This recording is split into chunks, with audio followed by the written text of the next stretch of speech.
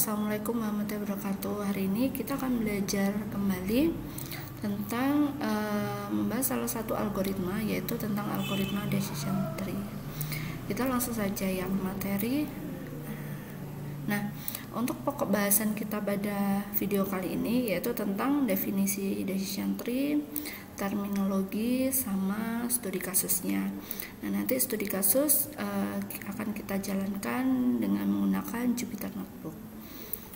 Selanjutnya, next. Nah, di sini merupakan salah satu konsep ya teman-teman ya, konsep dari algoritma decision tree. Namanya juga pohon keputusan ya. Jadi decision tree atau pohon keputusan. Nah, di sini ada sebuah parent gitu ya. Kalau teman-teman belajar tentang parent dan child, di sini yang atas adalah parent memiliki dua buah child atau anak, dua. Nah, begitupun juga selanjutnya gitu ya. Nah, di sini juga masing-masing memiliki dua child. Nah, di dalam decision tree itu ada sebuah terminologi yang dinamakan root node, internal node, dan leaf node. Nah, dari gambar atau bagian seperti ini, kira-kira manakah yang disebut sebagai root node, internal node, dan leaf node? Nah, langsung saja ya. Decision tree adalah salah satu metode klasifikasi yang paling populer karena mudah untuk diinterpretasikan oleh manusia. Decision tree juga merupakan sebuah model prediksi yang menggunakan struktur pohon atau struktur berhierarki. Nah, di sini juga ada penjelasan root node atau root node merupakan sebuah parent node yang paling atas. Jadi root node adalah yang ini, yang paling atas sendiri itu disebut dengan disebut sebagai root node. Nah, sedangkan leaf node adalah ini yang bagian ujung-ujung yang tidak mempunyai kaki atau daunnya gitu ya. Leaf itu kan daun ya teman-teman ya.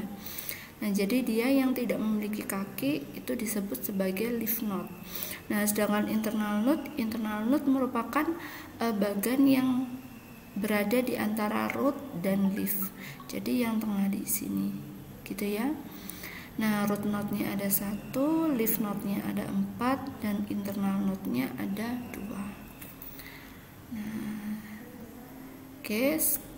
Kemudian secara default gitu ya, decision tree yang akan kita jalankan atau yang akan kita pakai di dalam Jupyter Notebook itu menggunakan algoritma chart atau classification and regression tree.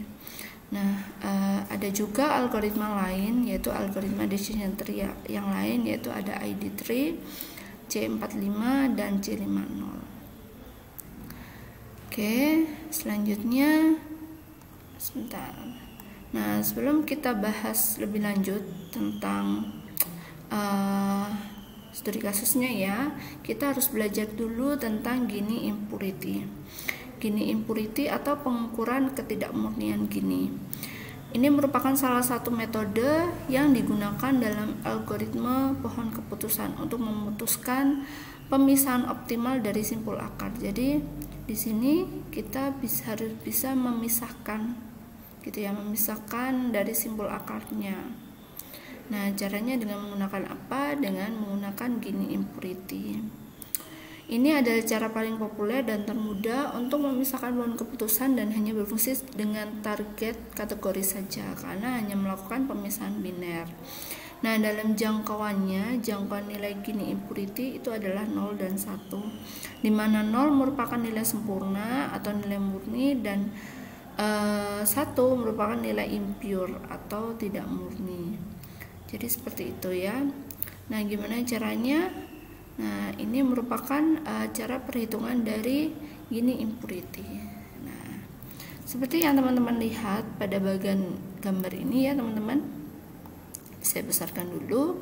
Nah, ini ada dua buah ruas, yaitu ruas sebelah kiri dan ruas sebelah kanan, dimana jumlah keseluruhan node yang ada di sini gitu ya, di bagian ini terdiri dari 10. 4 node ada di ruas kiri dan 6 node ada di ruas kanan.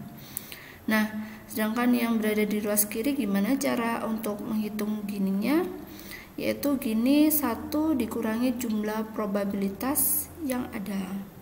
Nah, jadi 1 dikurangi P biru. Nah, ini jumlahnya 4 dari total 4 yang ada di ruas kiri. Jadi 4/4 sama dengan 1 dipangkatkan 2, 1, hasilnya adalah 0. Nah, begitupun dengan ruas kanan. P ini probabilitas ya teman-teman. Nah, di ruas kanan ini terdiri dari 2 buah warna. Ada warna hijau dan warna biru. Nah, di sini warna birunya ada 1. Jadi untuk probabilitasnya 1/6. Sedangkan warna hijaunya ada 5. Nah, probabilitasnya adalah 5/6. Jadi untuk ruas kanannya 1 dikurangi 1/6 pangkat 2 ditambah 5/6 pangkat 2. Kalau di total ini ya, dijumlahkan atau dihitung, hasilnya adalah 0,278. Nah, setelah muncul seperti ini, setelah kita mendapatkan ruas kanan dan ruas kirinya, kita hitung untuk average Gini impurity-nya. Average Gini impurity-nya yaitu dari 4/4 plus 6 ini adalah jumlah ya. Nah, total jumlah ini 4 plus 6, total jumlah keseluruhan not dikali 0 ditambah 6/10 kali 0,278 ini. Sampai di sini dulu teman-teman. Kalau ada yang kurang jelas bisa ditanyakan ya. Lanjut next. Nah, untuk nextnya adalah information gain. Nah, information gain ini berfungsi untuk apa? Information gain digunakan untuk menunjukkan seberapa besar berkurangnya entropi yang dimungkinkan gitu ya akibat proses splitting. Nah, proses splitting yaitu proses pemisahan antara parent dan child-nya. Contohnya di sini di parent-nya ini memiliki nilai Gini impurity sebesar 0,6779. Sedangkan average-nya, nah average rata-rata dari Gini impurity ini adalah 0,1668. Jadi untuk gain-nya adalah sebesar 0,51. Jadi total ini gain-nya adalah ini Gini impurity dikurangi average Gini-nya. Jadi seperti itu ya. Nah, information gain juga digunakan untuk membangun decision tree. Jadi seperti ini tadi.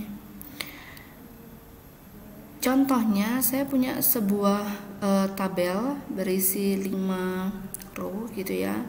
5 row terdiri dari 2 feature dan 1 kelas. Nah, di kelasnya ini terdapat 3 kelas ya. Jadi kelas apple, grape, dan lemon. Nah, di dalam decision tree kita harus membuat sebuah kemungkinan pertanyaan yang nantinya akan digunakan untuk proses splitting. Seperti warna. Apakah warna sama dengan green? Nah, apakah warna sama dengan yellow? Atau apakah warna sama dengan red? Kemudian diameternya. Apakah diameter kurang dari 1, kurang dari atau sama dengan 1? Apakah diameter kurang dari atau sama dengan 3?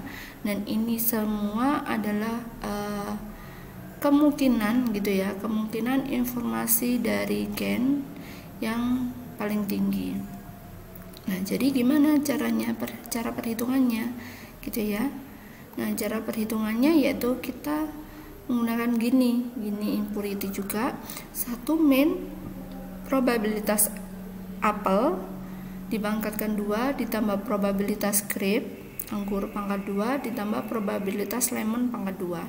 Jadi 1 dikurangin 2/5 pangkat 2 ditambah 2/5 pangkat 2 ditambah 1/5 pangkat 2, hasilnya adalah 0,63. Nah, jadi seperti itu ya teman-teman.